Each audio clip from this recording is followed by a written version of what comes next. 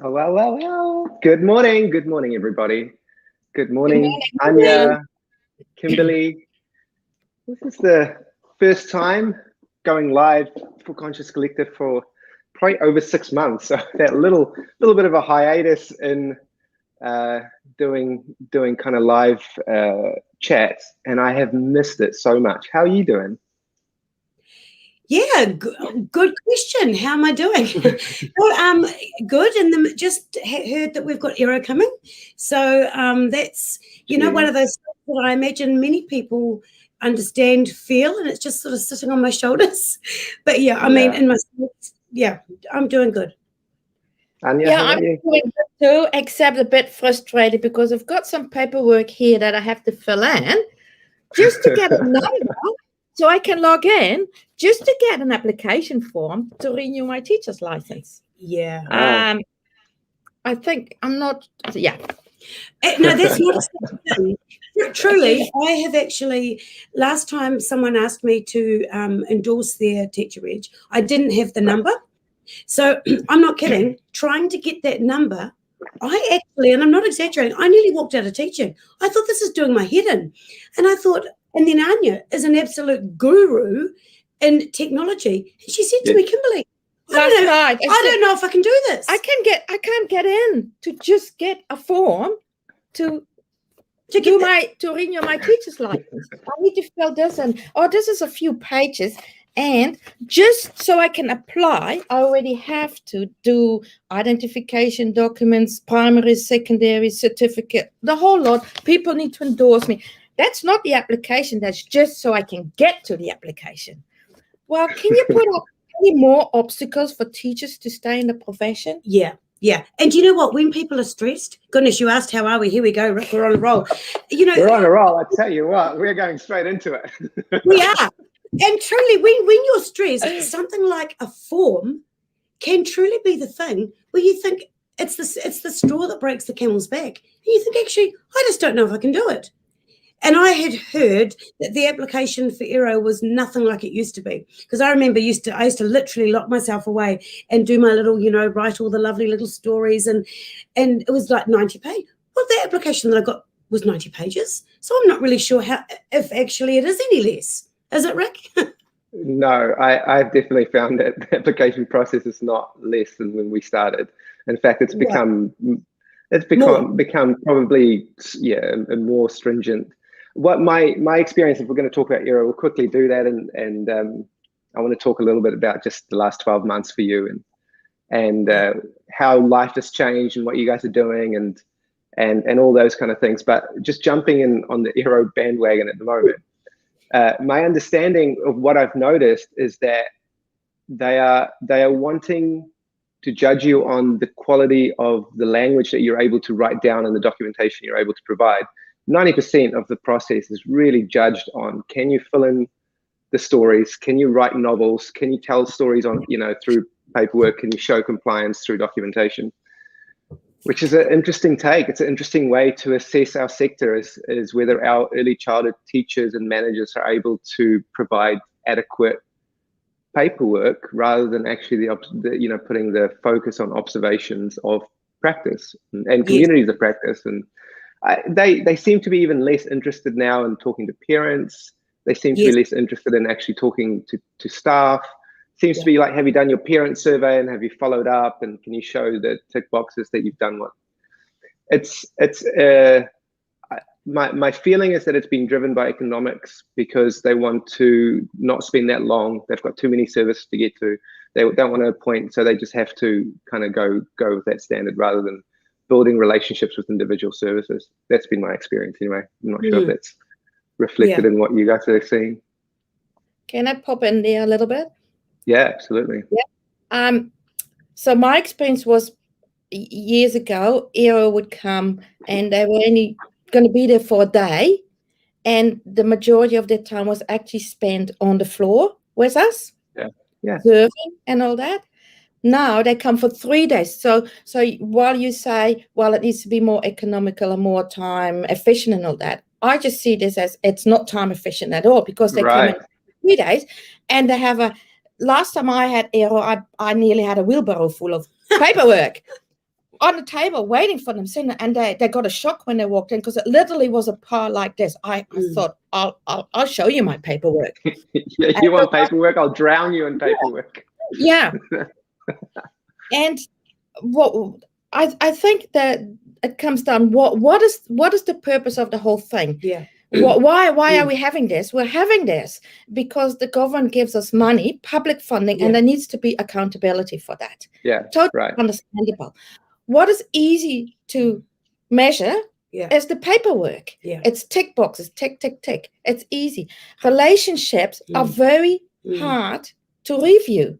What can you review about the relationship you have as a teacher with the child if you're only there for a snap moment? Yeah. And we all know that we have a huge impact on children's relationships and how they experience life and for their whole life to come. You know, child who takes you by the hand for the rest of your life. Bev Boss. How do you measure that in a baby? How do you measure that when they are 6 months old, 10 months old, 15 months old, 3 years old? But the government is giving us money to do this, but they can't measure it. They can't review that. So what's easy to review is the paperwork. Yeah. And I think the other thing contextually that isn't taken into account is a couple of weeks ago, the vacancies were 500 people. 1 week later, the vacancies were 652. Now, most people now, a standard thing is no one does PD in the day because there's no cover. People are too exhausted to do PD at night because they're literally spent. The weekends, well, you wouldn't even hardly go there. So it's kind of like all of the extra paperwork, the fact that there isn't, for example, relievers, and that's not even looking at life happening. Now, you know, we all know that things happen to us that are out of our control. And when you've got a team and life happens, that there is like instantly that impacts on who you are. We teach who we are and how we are. Now that doesn't seem to have any sort of account in it. So it's hugely frustrating. And I think we're doing a very natural, we're doing something called an appreciative inquiry. So they would call that an internal evaluation. We don't like that language. So I was really happy. I went to visit Narariki in Kawerau, and Rowena Sutton said to me, I reckon you guys would love an appreciative inquiry. So I looked at it and I thought, this is singing our language. So anyway, because it is mandatory to do one, I thought, well, let's do one that's of the heart. So anyway, we are going through it, and what I'm saying is we would be doing this whether they were told us to do or not, but we wouldn't necessarily be writing it down. But what the time that we are wasting in recording to prove that we are doing this is actually sucking us and taking us from the connection and what we love doing and being with the people. So somewhere we have got to take back people over paper, you know, connection over compliance. Look, I understand that there's certainly things we have to comply with. I'm not suggesting that we, you know, don't have it, you know, I'm not being stupid. But if as a sector, if we don't question, I feel it's almost like Penny wrote something really interesting about is it the Luxembourg trials or something? And Nuremberg trials? Yeah, the trials. And people just said, oh, well, they told me to do it. And they said, that's not good enough. And so, you know, like, are we so tired, so stressed and so exhausted? We've got pay parity issues. We've got, not enough people. We're almost losing a little bit of our fight because we're so tired.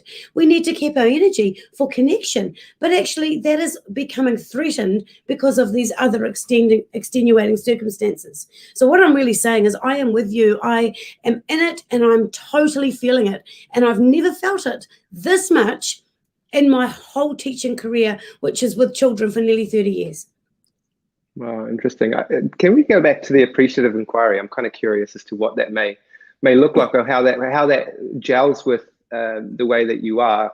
And I really resonate with that idea of, like, when you're putting your heart and soul into everything, you are doing everything that you know in the depths of your heart that you're doing everything that's required, that's good for children and that's good for each other and good for a society. And then the burden of having to kind of like, oh yeah, that's right, I better take a photo here or write a reflection here or or or to prove that I'm actually worthy of what I'm actually doing. That Exactly. can be a really difficult juxtaposition. So curious about like appreciative inquiry. What is it? What's a couple of things that you've actually found that does resonate in that way? Okay, so firstly, if we look at what's authentic, everything we do that's authentic is natural, right? Yeah. So when you do something that's authentic, then you're all feeling in line with who you are and what you do and what you believe. So the appreciative inquiry, now there's somebody that created this, and I'm feeling awful that I don't know, I can't tell you the person's name, but I can get back to you on that. But the lady who told me is Rowena Sutton from Narareki. And what it looks at is instead of looking at something as a problem, you look at something that you're discussing. Now, look, we're all discussing things. So something for us, we're looking at the difference of a devoted teacher and a devoted team. And suddenly, as I said to you, life happens and things happen to people that are beyond our control. Now, we were looking at how we could continue with this kaupapa of giving above, beyond, and more when right now significant things are happening to us that is taking a lot of our emotional energy. So what an appreciative inquiry looks at is when was it really brilliant? So you all reflect. So you're actually defining, when was it great? You're dreaming back into that space and you're going, wow, 2016, when there was, enough fat in the system, when there wasn't. So you're getting a real feel. So you're going back to that place. Then you're thinking, okay, what's changed? What are some of the impacts that have impacted what's changed? So then you're like, oh, okay, so there's not quite enough fat in the system, or and then you look at, okay, what can we do to go back to or create new, so that, and all of this process is very natural, but instead of it being an arduous, exhaustive process, you use defining, dreaming, and you actually come out with destiny. Beautiful. And it's a really good process that sits and fits with who we are. We're going to talk more about that on Tuesday night in our webinar where we talk about the documentation and beautiful, a little bit more explained and more. Yeah. Maybe not so much on that. We're going to do more on something else. We'll do that. We'll come back to that one. But what I really about what you guys are up to, because I'm excited to hear more about that. But what I wanted to just say is I resonate with, I suppose it's somewhat of a spiritual practice of really feeling into what it is that you want, feeling into what it was and what it felt like. So you get a full cognitive and emotional immersion in what you want, unless you get a full body immersion into what it is that you're trying to do as a team together. Everyone's able to feel it. I don't actually think it sinks into the depths of your being and the way that you are. So this starts to move documentation from a to-do list or something that you just have to write to actually being effective in strategically leading a team, which is what we want. We want paperwork to mirror and work alongside how the life actually is, and actually stuff that are effective. So that definitely resonates with me. Yeah. Well, you want paperwork to be something that works for you, not something that you just do and then it disappears in the cupboard, not to be looked at again. And putting it into this, like journaling is a beautiful practice. Journaling your thoughts, journaling, expressing, helps you think, helps you make sense. Dream boards helps you see where you want to go and create your destiny. These are all things that work. These are all things that actually makes a significant difference in your life. So can we marry up some of these practices to the way that we document? Yeah, but also I think they work better because they're less intimidating. Yeah. Getting a list from an organization where you have to do this, you have to tick these boxes, and they tell you what to do. We all know how that works. We all know the antennas go up and it feels intimidating. Yeah. It's not authentic. And it requires, I think, some leadership within the sector for those who do think differently to create models that do work. And I think that's probably part of what you guys are going to do on Tuesday and some of the thoughts we have. But I'm interested in that. I'm interested in how can we create a documentation and systems that actually follow the heart-led way, which you guys do so well. Yes. And then give the sector or those just some language that they can link the needs of Aero, you know, kind of like hack the system in a way. So that it's like, well, actually, this is how we do meet the requirements of the ministry, but that the documentation process itself remains authentic to who you are. It's a bit of a pipe dream, but thing about Aero, just because probably you would have read a post I did a few months ago, and I don't know that I've ever had such a significant response. I just need to tell everybody that the head of Aero, two of them, flew to Auckland to meet me, and they actually realised that there was a deep-seated some challenges. So we didn't have a long time, but we had some time.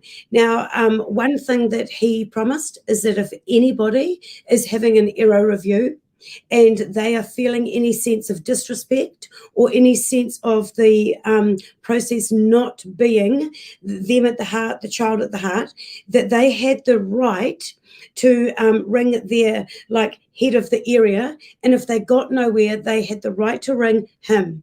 So I just thought that's something very empowering, and since then I've had 3 or 4 people get in touch with me and say the process was absolutely so brilliant. Now I don't know. I'm only saying that because I have had so much of the opposite, and I wanted to just put a bit of hope in there to think when we do push. When we do, and I had 2 beautiful people on the phone to me that were sobbing, and that is what nudged me to think, I'm always, I want to be an advocate. So that's what that whole process started. And clearly, somewhere, some little light has happened. Now, you may not be one of these people, and it's been a bad, but I challenge all of you that you have the right to be able to push back. And we could probably. That's beautiful. Thank you so much for sharing that, Kimberley. And I think that is an empowering thing to know, is that, the head of Aero is saying you have a voice and you should be treated with respect and feel like the review reflects your heart. And I have been in many Aero reviews.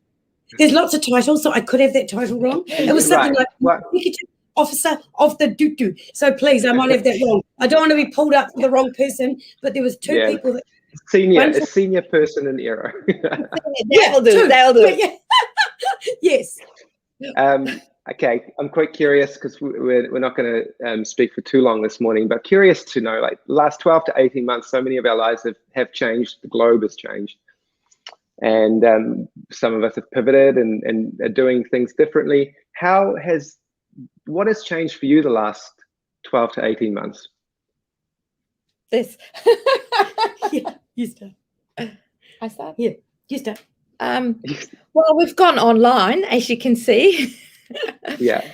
It's something that has been a long time in the what's the word?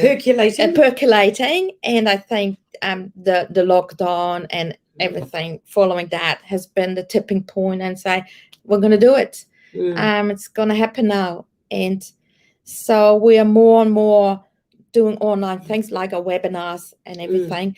The other thing is also, and Kimberley probably wants to talk a little bit about that, is more the well-being of our people in the sector.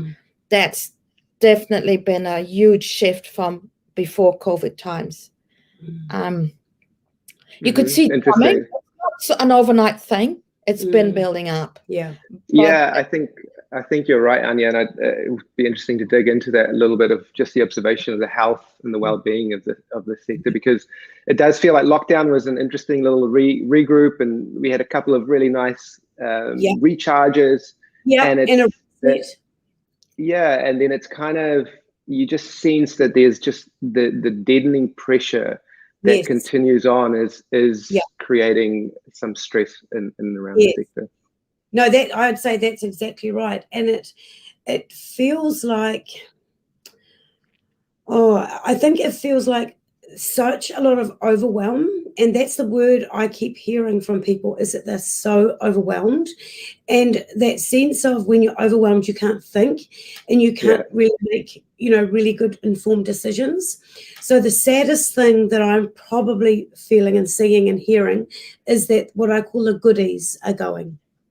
The goodies, Right. the ones who are heart in are going, because they're starting to feel like it's an ethical dilemma, because they're unable to be who they are and what they want to be, because the extenuating it's almost, I use this analogy, which is crazy, but if you worked at a burger joint, for example, and you were always struggling to find the jolly bun, how exhausting would that be? And that's like teachers. They're struggling to even get enough support for the day. Now, and when you look at dynamics for families, they are so much more enormous than perhaps what they've been in the past. So when you're in true relationship, you can't omit to the fact that this person's having a breakdown or this person's just gone bankrupt.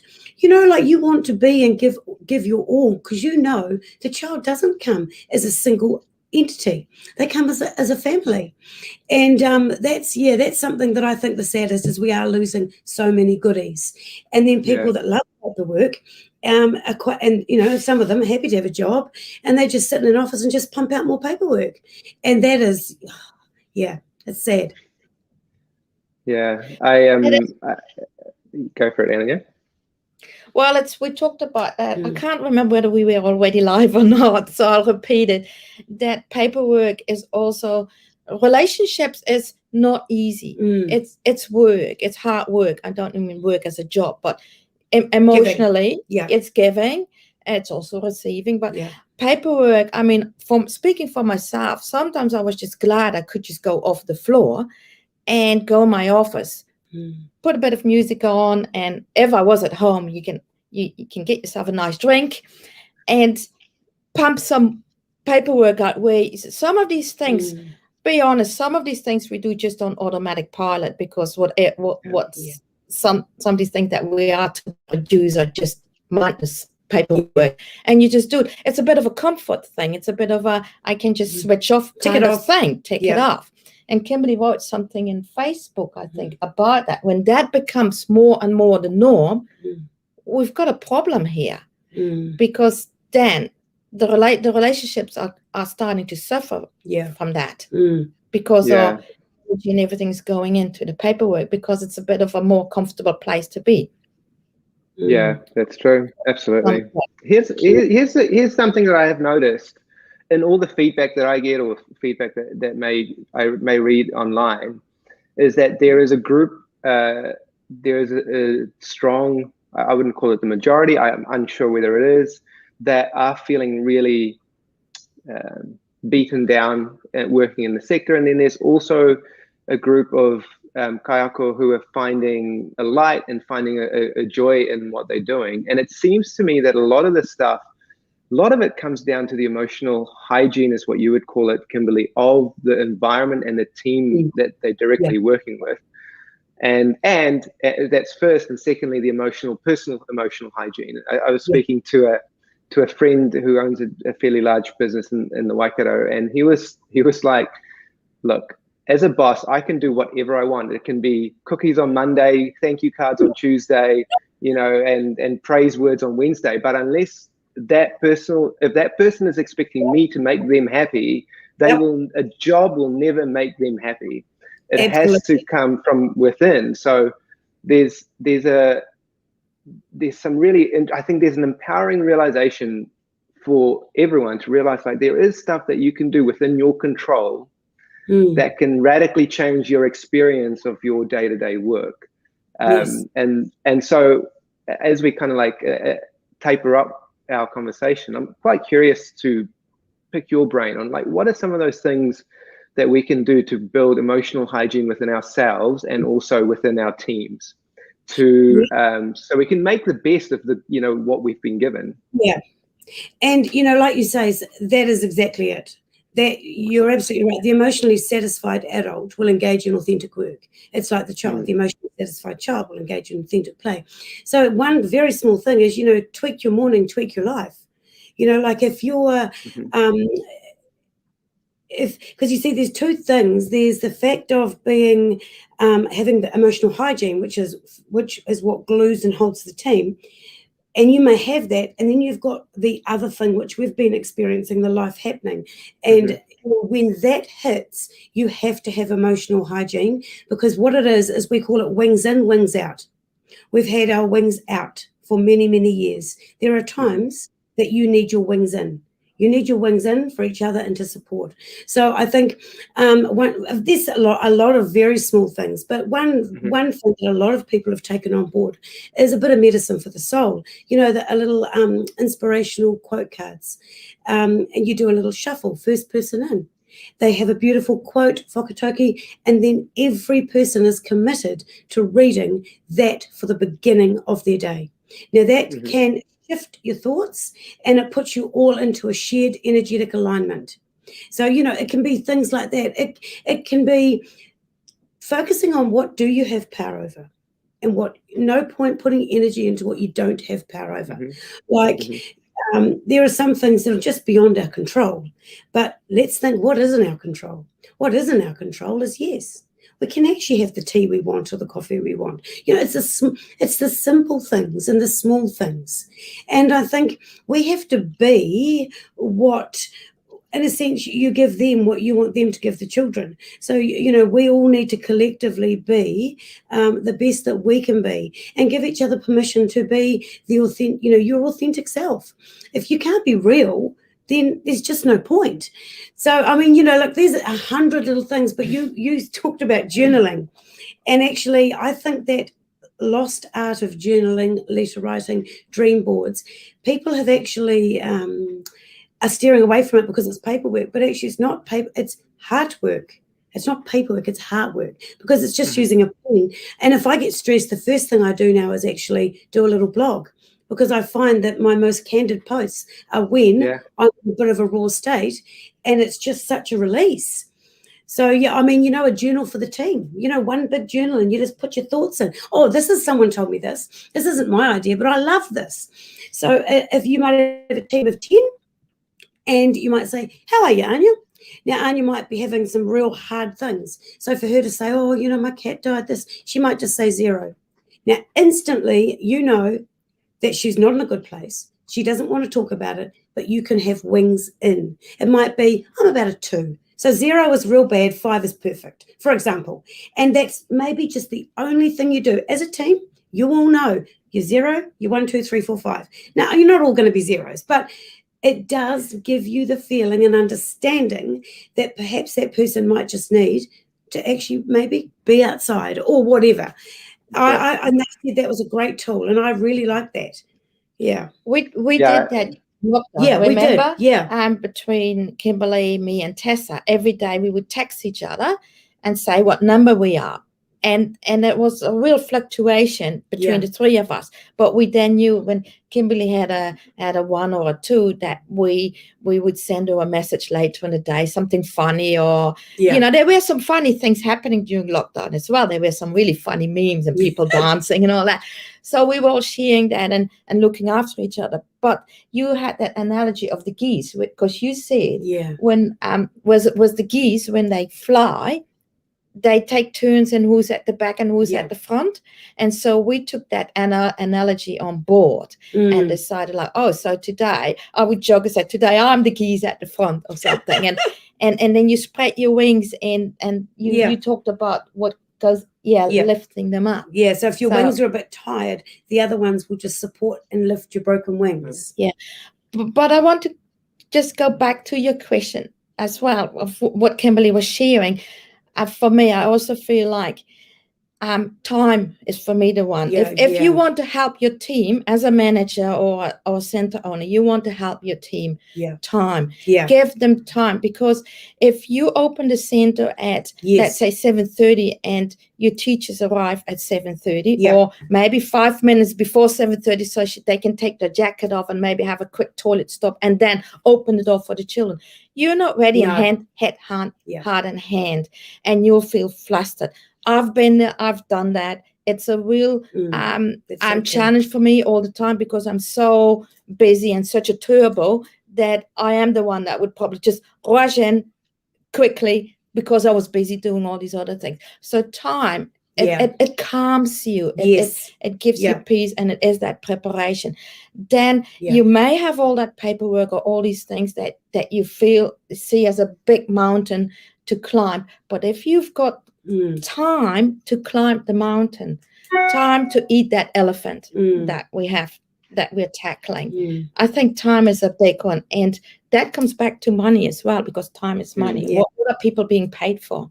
Yeah, we've always, from day one, invested in exactly that. So, and we know that if we're not prepared, we're not present. Because, if you're having people for dinner and they said they're coming at 7 and they come at 6:30, and you haven't got the candles and the music and you feel a bit scattered. And it's the same as money.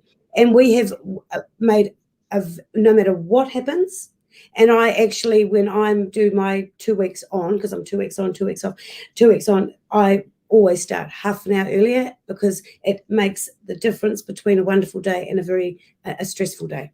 Yeah. You should see behind the scene before we go live at a webinar, the 15 minutes before we go live. I won't repeat the language, but we're so fluent. So last time I said, this needs to stop. We can't do it like this. So we got to go on earlier, so that we've got 10 minutes before we go live, and we can just chit chat. We can just relax, get in, rather than frantically getting to get this computer and the latest download, and can't connect, and the light is not right, my hair is not right, and all this stuff going on, that when we go live, we're just like, we're already tired before we go on live. So give us 10 minutes and have a cup of tea and just chat. If you do that with your team before you open the door for a tamariki, sit down, have some calm music go, have a quick cup of tea or something, and then take a deep breath, and then open the door, and you can welcome the tamariki and the whānau. Yeah, Time. Absolutely. That's beautiful. Time and checking in with your team. I know Donna from Wild and Love, who works with us, she has definitely adopted the check-in with a number every time with the team. And she's also got a well-being kaitiaki in her team, so delegated that responsibility together with someone. And she's from what I'm understanding and hearing, just getting such incredible relational insights. That becomes more than just, have you done your job? Are you here to turn up? It's, hey, how are we together? How are we being together in this space? Yes. And I have a feeling, I immigrated to New Zealand when I was 12. And so that's a fairly big kind of change in a 12-year-old's life. And the thing that I noticed was that the bonds, when we kind of stepped into the unknown and faced all the adversaries and challenges of a new culture and having to fit in and all this kind of stuff, that me and my whānau became so close, because we knew, like, we've only got each other. And, so when you travel through adversity together as a team, so when we're going into a sector that is, some of the odds are stacked against us every day. It's long hours. It's a lot of responsibility. Ratios sometimes are difficult. But when you do it in a team that's like a family, that's like a whānau, you could actually become closer, and the humor and the play and the joyfulness that can come, because you're like, oh, geez, yes, we're now over our heads, but at least we've got each other. That shifts the conversation and the feeling of being at work. And what you said, Kimberley, is like, focus on what you can do, focus on what you are in control of. And do that, because as soon as you start focusing on the things that you can't control, which, in this moment, yes, we can advocate for regulations and things, but in this moment, today, right now, I can't. I just can't do it. So I'm going to focus on what I can do, and that is, I can care for my, the soldier at arms. I can care for the one that's next to me. I can show up with a heart that's full. And I can look for the things that are going well rather than those that aren't. And I can create that atmosphere around myself and the energy around myself. Anja? Yeah. And at the end of the day, when you are in front of that child, or that child in front of you, the two of you, that's the most important part. That's That's all that matters. You and that child at that moment in time. No matter how much paperwork is waiting for you, no matter how much you're getting paid, you are with that child. The relationship is all that matters. But you're in total control on how the energy that you put in that relationship at that moment in time. And that Absolutely. is, at the end of the day, the most important part. Absolutely. Totally agree. And that's the thing that I'm... Your joy. That can be your best. That's your enrichment. That's, at the end of the day, the pay that you take home. The difference you made for that child at that moment in time. Yeah, sometimes things can be overwhelming, and a child can say something that just cracks you up, and you think, oh, it's just like a little reset. Well, you've got plenty of these beautiful stories from the nest. Yeah. I mean, they're priceless. Yeah. And I think something about a team is you love hard, but you hurt hard. It's like a family. You love hard, but you hurt hard. So when there is stuff going on, you hurt one, hurt one, hurt all. Joy one, joy all. But that's what it's about, because that's a family. You're not going to all be perfect all the time, but make a commitment to be real.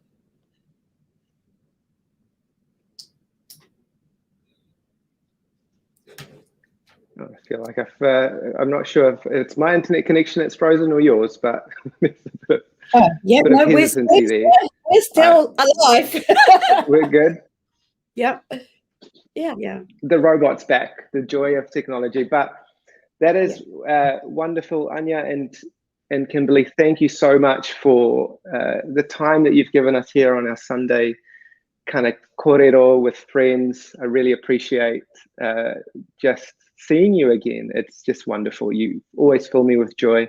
That's the one thing I'm deeply, deeply passionate about, is giving our kaiako tools to show up with the right energy in the moment, regardless of what's going on, because the happiness, the joy that lives in how you do things always comes from within in that kind of mindful way. So I'm rerunning our mindful leadership and teacher courses in August, again online, and that was so much fun for me, and we had such a great response to that. And I know you guys are running some beautiful webinars. So tell me again, this Tuesday, what the paper over people over paper. Yeah, the art of documentation. So looking at creative, authentic ways to do what we have to do with joy, and to question actually things without just doing it because you have to. Intuitive writing. And lots of intuitive writing. Yeah. Beautiful. That sounds amazing. Yeah. And tell me, where can people go to sign up? How can they register to your webinar? You can go to Kimberley's website. It's kimberleycrisp.com. Okay. Or you can go to the Heart School website, heartschool.nz. And on both websites are the links that take you to Eventbrite, where you can get your ticket. Yeah. And on our Facebook pages, we'll be doing little, blogs and lead ups. Oh, amazing. And are you doing that once a month, your webinars, or once a couple of weeks? How do you kind of... Once a month. So we do them once a month, and then they go up on our learning platform where people can get access as well. And we're in the process of releasing our nest eggs, which are deep dives, really focused on one particular topic. Just like a little sort of a thread of a bigger topic, because often the webinar, you'll maybe talk about something and go, oh, that'd be a good nest egg. So we've got some good little nest eggs. We're hatching lots of eggs. We've got so many ideas. It's like a topic like the nest. Not surprising.